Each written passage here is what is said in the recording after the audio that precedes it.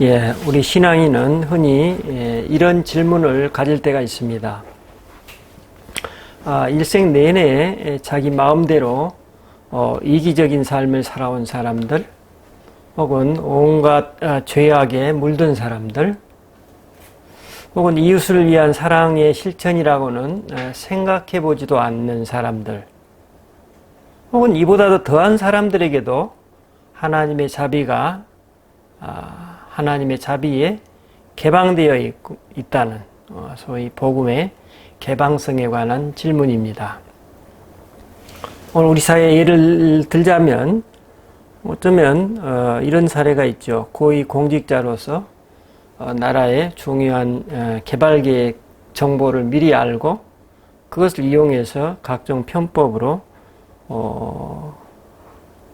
자기의 사익을 추구하는 사람들, 혹은 회사의 중요한 정보를 미리 알 수 있는 위치에서 혹은 의도적으로 그 내부 정보를 이용해서 막대한 주식 차익을 챙기거나 탈세를 일삼는 사람들, 혹은 겉으로는 멀쩡한데 은밀하게 주변 사람을 지배하고 조종하는 경우, 이런 사람들도 과연 하나님께 예배드린다고 해서 하나님의 백성일까? 라는 질문을 하게 됩니다. 우리는 신앙인이기 때문에 이처럼 수많은 상황과 다양한 경우를 생각해 볼 수 있습니다. 왜냐하면 우리와 함께 예배드리고 있는 어떤 분도 이와 같은 삶을 태연하게 혹은 아주 보란듯이 살아가고 있을 것이기 때문입니다. 이런 사람들도 하나님의 은총을 나와 똑같이 경험한다고 생각하면서 나는 도대체 왜 익명의 그리스도인으로 살아가야 하는가에 대한 질문을 하게 됩니다. 우리가 이런 질문들에 대한 나름의 해답을 가지고 있지 않다면 우리는 아마도 그렇게 사는 사람들을 시기하거나 부러워하겠죠. 아니면 반대로 경멸하거나 멸시하게 될 것입니다.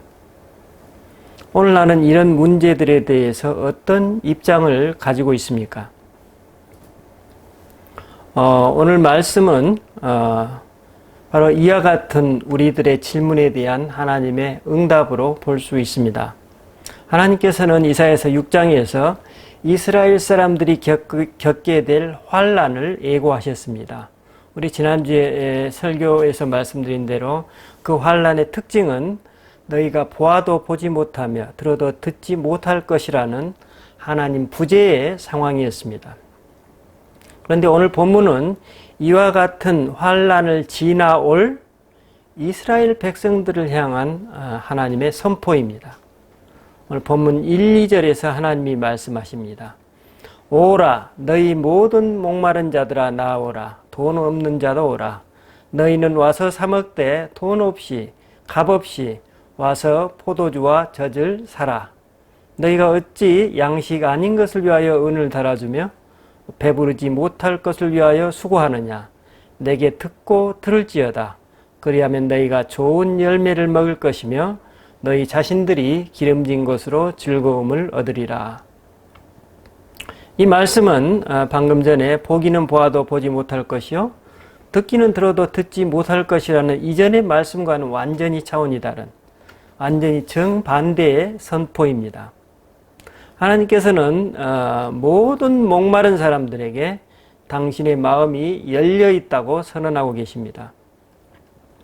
하나님은 6절에서 너희는 여호와를 만날 만한 때에 찾으라.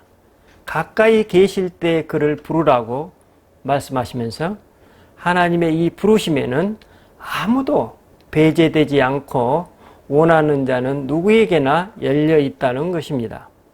그리고 다음과 같이 덧붙이십니다. 악인은 그의 길을, 불의한 자는 그의 생각을 버리고 여호와께로 돌아오라. 그리하면 그가 긍휼히 여기시리라. 우리 하나님께로 돌아오라. 그가 너그럽게 용서하시리라. 하나님의 이 말씀은 과거를 불문하고 그가 하나님께 돌아오면 무조건적인 하나님의 자비를 경험하게 될 것이라는 의미입니다. 하나님의 이 말씀은 자신들의 방식대로 살기로 작정하고 하나님의 부르심에 반항했던 사람들을 향한 하나님의 관대한 초청입니다. 하지만 이어지는 8절에서 하나님께서는 이는 내 생각이 너희 생각과 다르며 내 길은 너희의 길과 다름이라고 덧붙이십니다. 이 말씀은 우리가 반항의 길을 걷고 있는 동안에는 하나님의 임재가 이 하나님의 임재가 가져다주는 은총과 유익을 경험할 수 없다는 것입니다. 그럼 여기서 하나님의 임재가 가져다주는 은혜란 과연 무엇일까요? 이사야서 49장 8절에 보면 이와 같이 적고 있습니다. 여호와께서는 이같이 이르시되 은혜의 때에 내가 네게 응답하였고 구원의 날에 내가 너를 도왔도다. 내가 장차 너를 보호하여 너를 백성의 언약으로 삼으며 나라를 일으켜 그들에게 그 황무하였던 땅을 기업으로 상속하게 하리라. 또 54장 3절에 보면 이와 같이 적고 있습니다. 이는 내가 좌우로 퍼지며 내 자손은 열방을 얻으며 황폐한 성읍들을 사람 살 곳이 되게 할 것임이니라. 이 두 구절에 따르면 하나님의 임재가 가져다주는 은혜라는 것은 포로에서 귀환한 자들의 자유를 표현하는 것으로서 그들이 땅을 경작할 수 있는 권리를 되찾는 것입니다. 또 예루살렘에서 자유롭게 하나님을 예배할 수 있는 권리를 의미합니다. 이는 역으로 이스라엘의 반항, 불공정과 부정, 우상 숭배와 불의가 곧 그들이 나라를 잃고 패망하게 된 근원이었음을 함의하고 있습니다. 그래서 하나님은 본문 6절에서 여호와를 찾고 부르라 고 간곡하게 권고하십니다. 하나님을 갈망하는 모든 사람들에게 성전이 개방되어 있으니 이 예배의 기회를 잘 활용하라는 것입니다. 그런데 이스라엘 사람들은 여호와 하나님의 생각과는 다르게 그들 자신의 생각에 빠져 있음을 알 수 있습니다. 즉 하나님께서는 페르시아 왕 다리오를 사용하여서 이스라엘을 높이려 하시는데 이스라엘 사람들은 오히려 페르시아로부터 독립하여 자기들의 자치권을 회복하려는 의지를 가지고 있었던 것입니다. 이와 같은 하나님과 이스라엘 사람들의 입장 차이, 그 차이가 하늘이 땅보다 높음같이 그 차이가 컸다는 것입니다.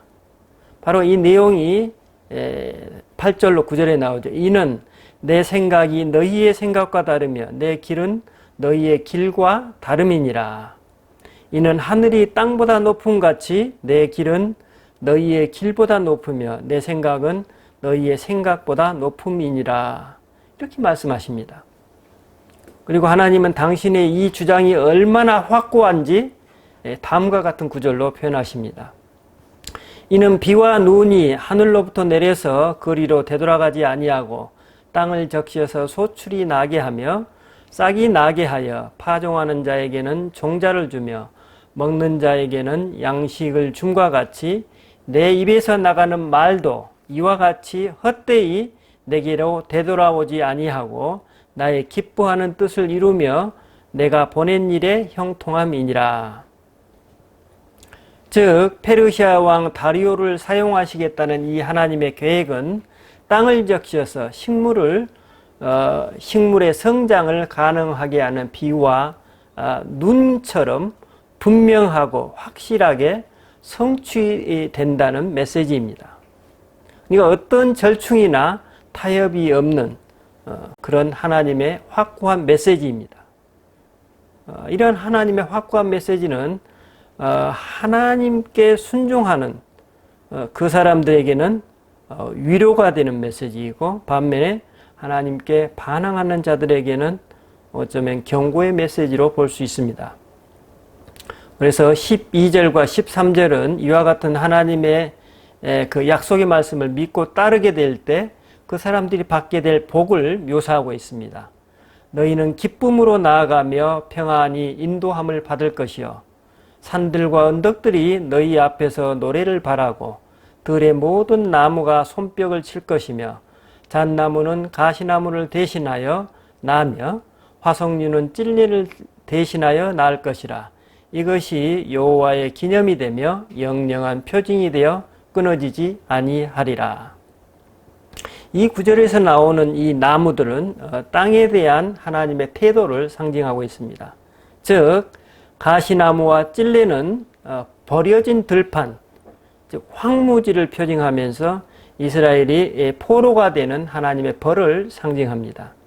반면에 잣나무와 화석류는 물을 댈 수 있는 옥토를 표징하는 것으로서 하나님께서 이스라엘에게 약속하시는 새 시대를 상징하고 있습니다. 여기서 영영한 표징이란 말이 있죠. 이 영영한 표징이란 말은 이스라엘이 아시리아와 페르시아의 멸망한 이후에 이어지는 로마 제국과 그 이후에 이르기까지 다양한 제국들이 다윗 왕을 대신하여 이스라엘을 통치하는 그 새 시대가 하나님의 섭리와 계획 안에서 지금 이루어질 것이라는 내용입니다. 이스라엘 백성들은 이 와중에 이제 계속되는 이런 제국들의 통치하에서도 예루살렘에서 하나님께 예배를 계속 드릴 것이라는 하나님의 메시지입니다. 이러한 이스라엘의 신앙 공동체는 이제 신약 시대에 오면은 로마의 통치하에서 기독교 신앙 공동체로 연결되고 있음을 사도행전이 증언하고 있습니다. 그러므로 하나님의 이 약속은 영영이 끊어지지 않을 것이다. 이렇게 하나님께서 말씀하고 계십니다. 그런데 문제는 하나님의 이 초청에 모든 이스라엘 사람들이 다 응답하지는 않았던 것입니다. 예언서들의 증언과 또 예수님 당시를 증언한 복음서에 따르면 이들 대부분은 하나님의 말씀에 반항하여서 자신들의 생각과 삶의 방식으로 재물과 그들의 힘을 허비하였던 것입니다. 그래서 그들은 자신들이 기대하는 이스라엘의 회복이라는 그런 영광의 시대가 오기를 기대하거나 혹은 과거에 자신들이 받았던 학대를 보복하려는 그런 욕구에 빠져 있었던 것입니다. 이런 관점에서 하나님의 생각과 이스라엘 사람들의 생각, 하나님의 길과 이스라엘 사람들의 길은 확연히 달랐습니다. 그래서 예수님께서는 마태복음 22장에 혼인잔치 비유에서 이런 이스라엘들을 향해서 이렇게 말씀하십니다. 청함 받은 자는 많되 택함을 입은 자는 작다고 예수님께서 말씀하십니다. 이스라엘이 하나님의 이 초청을 받았으나 그들은 그 초청을 멸시했던 것입니다. 그래서 하나님은 하나님의 집에 들어오는 모든 사람들에게 열려있는 더 큰 잔치를 모든 민족들에게 이제 개방하셨습니다. 이어지는 이사야서 56장 3절로 7절에 보면 외국인과 또 내시들에게도 하나님의 성전이 개방되어서 하나님을 예배할 것이라고 말씀하고 계십니다. 그래서 하나님은 여기에서 뭐라고 말씀하시냐면 내 집은 만민이 기도하는 집이 될 것이라고 선포하십니다. 그러니까 남녀노소, 빈부 귀천, 장애인, 외국인 할 것 없이 모든 사람들에게 열려있는 하나님 나라를 지금 선포하고 계십니다. 여기에는 심지어 이스라엘을 괴롭히는 이방 사람들까지도 포함됩니다. 복음의 개방성입니다. 그런데 여기 한 가지 조건이 있죠. 56장 1절에 보면 너희는 정의를 지키며 의를 행하라고 말씀하십니다. 하나님의 뜻을 행하고 공의를 실천하며 하나님께 예배드리는 헌신이 필요하다는 것입니다. 이런 공동체적 이상을 위해서 이제 하나님을 사랑하고 이를 실천하기 원하는 모든 사람들은 이제 환영받고 그들이 용납받는다는 것입니다. 우리는 여기서 순간 우리로 하여금 공평과 의의를 추구하는데 주저하게 만드는 어떤 무엇을 느낍니다. 그것은 하나님의 구원이 너무 관대하다는 것입니다. 이렇게 모든 사람들에게 문을 여는 것은 너무 순진하다는 생각입니다. 그리고 악한 의도를 가지고 사람들이 순진한 사람들을 이용하여 이익을 취할 것이라는 우려입니다. 우리 한번 오늘 예를 들어 봅시다. 지난 기도 모임에서 우리는 그 요즘 문제가 되고 있는 전세 대란의 현실을 기도 모임에 있는 사람들의 이야기를 들으면서 실감하게 되었습니다.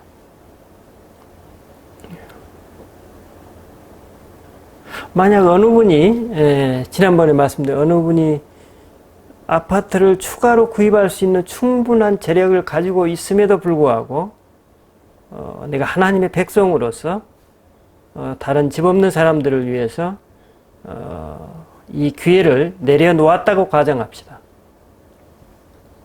사실 그분은 추가로 집 한 채를 구입하는 데서 따라올 수 있는 이득만큼 우리 사회의 공익을 위해서 익명으로 내놓은 것입니다. 만약 이런 삶이 하나의 기독교 운동으로 전개된다면 어떻게 될까요?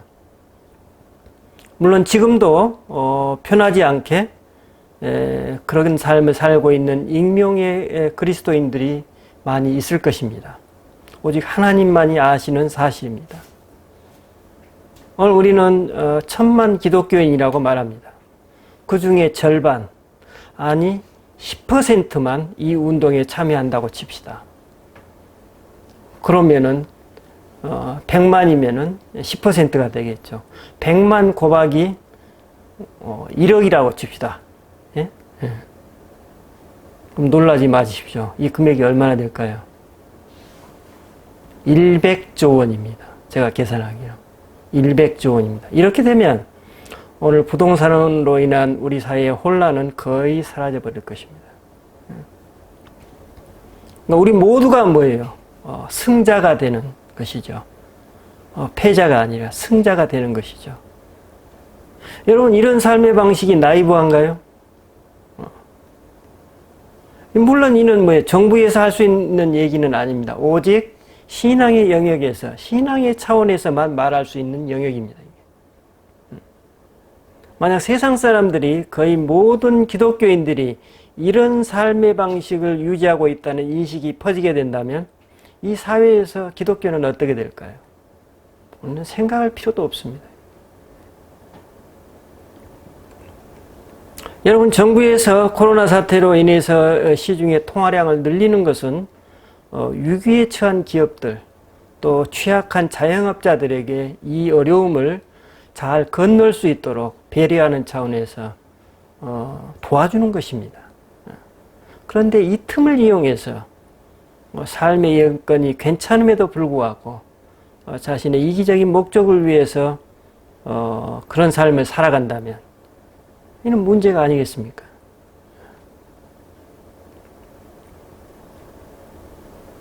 그러나 세상 사람들은 어떻습니까? 이렇게 생각하지 않습니다. 오히려 그 반대의 관점에서 모든 매스컴이 지금 도배되고 있습니다. 이런 얘기죠. 내가 공의를 위해 이 기회를 포기하면 어차피 다른 세상 사람들이 이득을 볼 것이라는 것입니다. 이건 어쩌면 제로섬 게임이라고 생각하는 것이죠. 또 이렇게 생각할 수 있습니다. 나의 이 숨겨진 선의를 누가 알아주는 것도 아닌데 만약 이 기회를 놓치면 나와 내 자녀들이 평생 후회할 수도 있겠다. 이런 생각도 할 수 있습니다. 그러므로 우리는 이와 같이 악한 세상에서 어쩌면 순진한 사람들은 제대로 살 수 없다는 현실론이 대두됩니다. 그래서 우리는 내심 구원의 담장을 이제 더 높이고 보다 엄격한 조건을 내세워야 한다고 생각하기도 합니다. 아무에게나 하나님 나라에 참여할 수 있는 자격을 주는 것은 어쩌면 재앙을 부르는 것과 같다고 주장할 것입니다. 물론 이런 주장이나 우려는 일정 부분 어떻습니까? 일리가 있습니다. 하지만 예수님을 통해 드러나는 하나님의 의향은 하나님 당신께서 그 취약성에 노출되기를 원하신다는 사실입니다.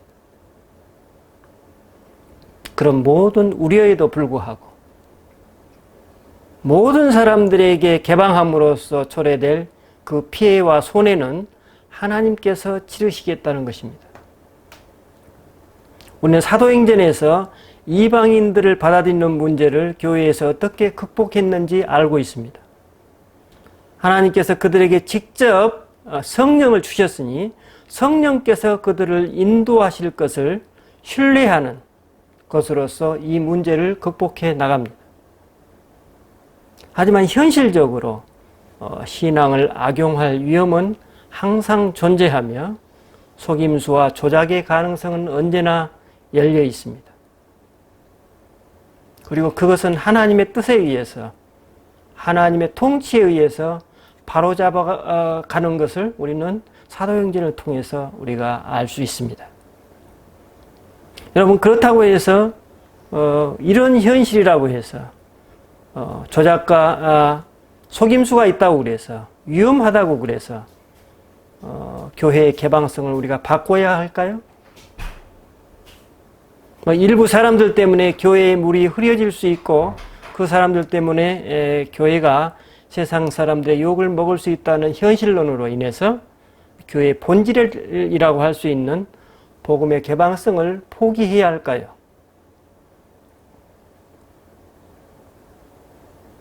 우리가 만약 모든 사람들에게 열려있는 이 교회의 개방성을 포기한다면 그것은 필수 불가결한 교회의 본질을 빼앗아버리는 것과 같을 것입니다.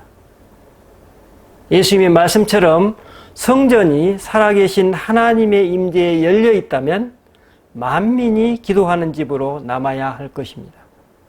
물론 이 말은 누구나 성전에 들어와도 된다는 뜻은 아닙니다. 오직 하나님의 임재 안에 들어가기를 원하고 하나님의 뜻을 실천하기를 기뻐하면서 하나님을 찾는 사람들에게 성전 입장이 허용된다는 이 진리가 놓여 있습니다. 그런데 불행하게도 당시에 이런 권리를 갖고 있던 많은 이스라엘 사람들이 이러한 하나님 나라에 참여하기를 원치 않았습니다. 오늘 우리에게 시사점이 얼마나 큰지 모르겠습니다. 우리들이 보기에 적어도 그들은 자기들의 이기적인 목적과 부를 쌓기 위해서 하나님을 이용하고 있었습니다. 그들은 사적인 용무나 숨겨진 목적을 위해서 성전을 이용했습니다. 이것이 복음서에서 전하는 반항하는 이스라엘 사람들의 전형이었습니다. 여기서 우리가 유의할 점은 자기 마음대로 이기적인 삶을 살아가는 사람들이 빠지는 함정입니다.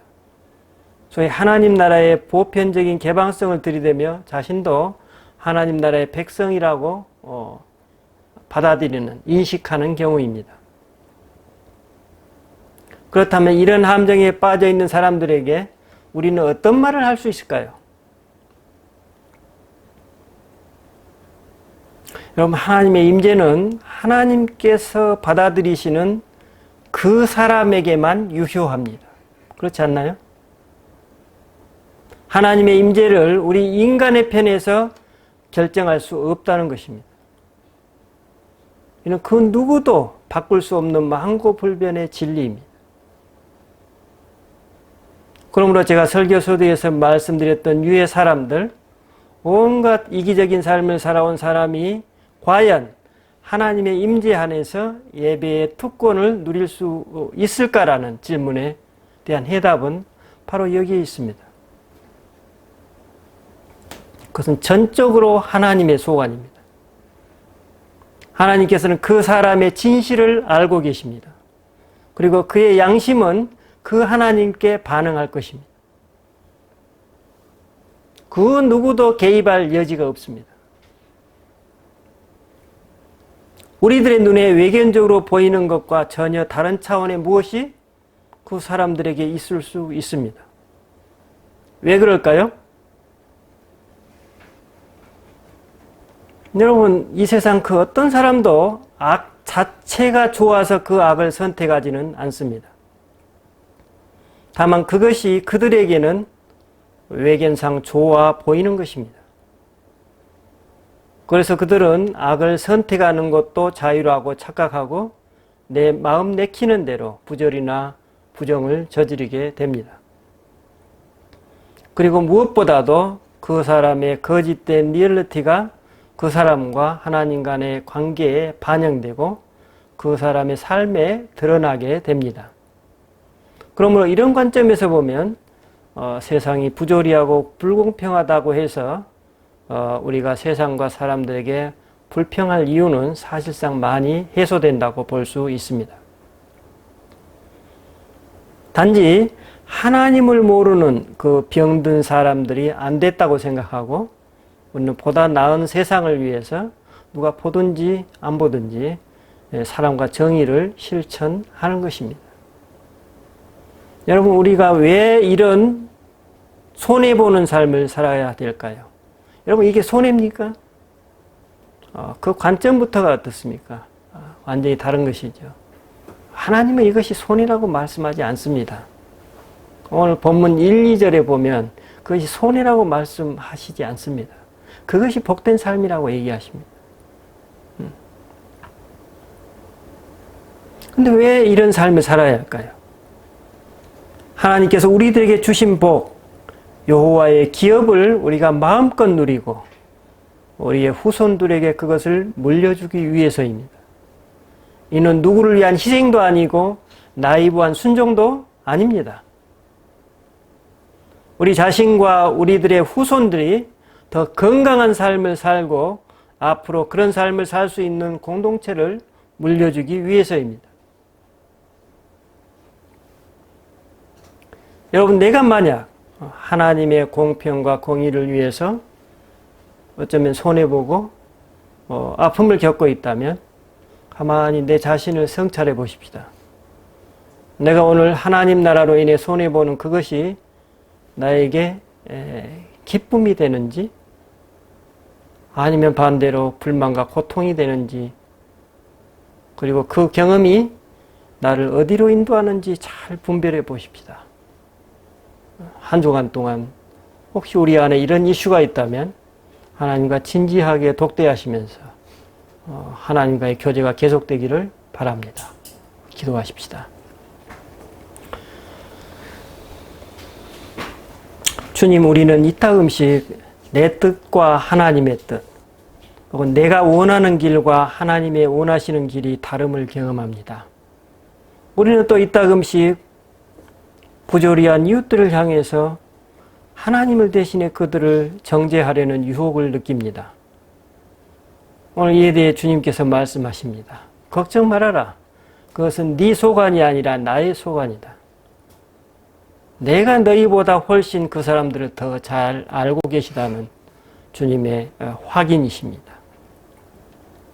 주님, 나와 다른 주님을 더 깊이 신뢰하기 원합니다. 그리고 그 주님을 따르기 원합니다. 주님, 우리 모두가 주님을 따르는 것이 우리에게 기쁨과 감사가 되게 하옵소서. 우리 주 예수 그리스도 이름으로 기도드립니다. 아멘.